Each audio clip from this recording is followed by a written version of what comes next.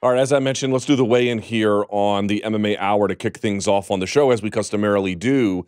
And here is my basic belief, my declaration to start today's show. The Askren-DJ trade is good for MMA, period, and especially for 3 different reasons. And I want to go through them. This subject has been talked about to death, but I've seen a lot of consternation. I've seen a lot of negativity, and I've seen just a lot of questions being asked. As Danny mentioned, we'll get to some of those on the sound off. We'll have Ben on the show later. But I want to start the day by just acknowledging how great this is. And if you've heard negative things, it's not to say that the deal is perfect, because no deal is. It's not to say that there's not even any causes for potential concern down the line, but it's to spotlight 3 reasons. 3 reasons why this trade is good for MMA. The first reason is that it's basically good for the fighters. I mean, I saw so many people out there saying like, "Oh my God, the UFC did DJ dirty." His team not only wanted it, they appear to have engineered it. How dirty can you have done to you? That even makes sense grammatically. If you're the one who sought this out, that doesn't make any sense. His team, apparently through Mokikawa, were the ones that created this idea. And at a bare minimum, even if they didn't, they had no problem signing on to it.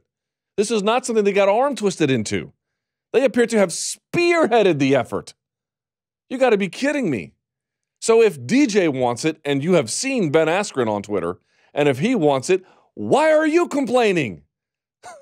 ONE wants it. UFC wants it. Fighters want it. Case closed. Now you could say, well, it's good for the fans or it's bad for the fans. I think it's good. We'll get to that later. But the first point is, it's good for the fighters. All of them have bought in on it. And the guy who appeared to be getting the worst end of the deal is the one who may have engineered it. You have to be kidding me. By the way, there's a couple other benefits here. As DJ gets older in his career, he won't get fed to the wolves like so many guys do who hang around the UFC. He'll be able to tailor his way out. He'll have sponsors back again, right? You got to imagine all of these streaming companies like Twitch and whoever else are probably chomping at the bit to be a part of that. He's going to be able to get all that money, right? By the way, fighters won't get stuck in contracts that are super long anymore.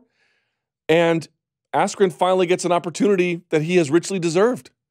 Like, this is great for the fighters. I'm really struggling to understand what is so bad about it on that level. So you might say, okay, well, maybe it is good for the fighters, Luke, but is it good for the promoters? Yeah, pretty clearly it is good for the promoters. You have the UFC opening up their doors to a degree to something that they don't normally do, namely cooperation. Ladies and gentlemen, in mixed martial arts, cooperation breeds ingenuity.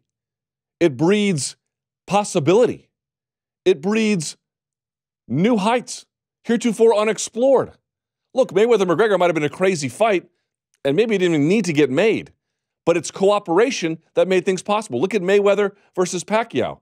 You had half of HBO and half of Showtime or half of Golden Boy or whatever, all mixed together. Mayweather Promotions, not Golden Boy. But you get the idea. The broadcast was split between the Showtime broadcast and the HBO broadcast. The 2 worlds had to unite. It made for better things. Folks, I don't know what's next, but if other promoters can at least borrow a scintilla of this cooperative spirit, it's good for them. They get fighters who've been locked under contracts. They can make fights heretofore they couldn't make. And if they get the fighters to buy in on it, great. And you could say, well, Luke, what if they don't get the fighters to buy in? The contract shows they can be transferred. Number 1, that's not how this deal happened. And number 2, the fighters have pretty much made clear at this point that they don't give a damn about collective bargaining. They don't really care about any of that. So if they don't care about any of that, I'm struggling to understand at this point why I'm supposed to. They've been presented with the facts, and they basically said, no thanks. Okay, the situation is what the situation is. But it gives the promoters some flexibility. It gives them some opportunity. And I think it creates for some unique possibilities. Bring down the walls a little bit and allow for this transference. And last but not least, certainly, I do think it's good for the fans. Look, in the case of Askren, if you're a fight fan, you get some of the questions answered. And maybe it'll all blow up in Askren's face, or maybe he'll go on to do incredible things. But part of being a fight fan is getting the answers to questions.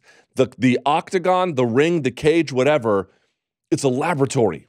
It's a laboratory, and every fight is a science experiment. And there are always two sides. This side thinks this outcome is going to happen, and that side thinks this outcome is going to happen for their various reasons. Let's see who's right. And whenever you do that, you get a chance to potentially sometimes rewrite how we even understand the universe. Maybe if you're a hater out there and you think Askren's going to fail, maybe you think this is a giant waste of time, you will be proven right potentially. Or maybe you believe, you know what, there's a real possibility that a guy who has developed a style of fighting that many other high-level fighters have borrowed from, even at age 34, he might be able to do incredible things. What if Askren goes on to become a UFC champion? Now what? Now, are you going to look back on this deal and say, boy, I'm sure miserable that these walls were broken down, this cooperative spirit fostered this opportunity? You have to be crazy. So in either case, you get to have these experiments that have been long denied to us. And I think more importantly, if you're a fan of Demetrious Johnson, as I mentioned, you're going to say, wow, he's going to have the sponsors back. He's not going to have to be fed to the wolves as he ages out. And more importantly, he's going to be fighting under a new rule set. Right? You're talking about a guy who's so creative, so different, so smart. He's now going to be emboldened by that, especially with a lower level of competition. Right? That's good for you. That's good for you. So people keep saying, was it Askren for a DJ trade worth it? The answer is nobody knows. Nobody knows. But here's what I do know. There are reasons for optimism, whether you're the fighter, whether you're the promoter, or whether you're the fan.